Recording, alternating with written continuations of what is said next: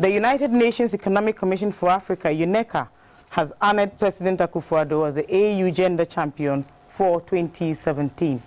The chairman of the African Union, Guinea's president, Professor Conde, who is also chairman of the African Union, said the honor is in recognition of President Akufo-Addo's effort in promoting gender equality on the continent.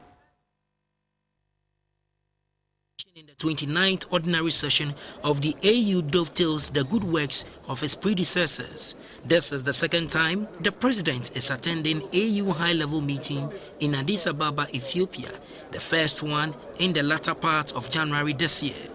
President Akufo-Addo, after his first meeting, was appointed the chairperson of the AU's Committee on Gender and Development by the Union's chairperson, President Conde. Announcing the recognition of President Akufo-Addo in fighting for gender equality, the AU chairperson, President Conde, described Ghana's president as someone who strongly believes in gender equality, as evidenced in his appointments at both cabinet and district levels. This year's meetings of the AU are on the theme harnessing the demographic dividend through investment in the youth. The Union believes focusing on the youth will propel the development of the continent in an expedite manner.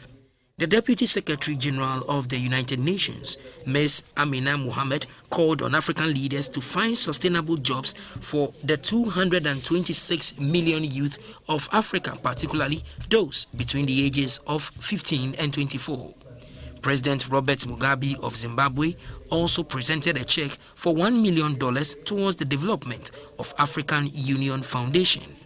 Other issues being discussed include institutional reforms of the AU, roadmap of practical steps to silence guns in Africa by 2020, the Continental Free Trade Area CFTA, which is expected to be implemented in the latter part of this year, and the implementation of Agenda 2063, which is the strategic framework for the continent over the next 50 years.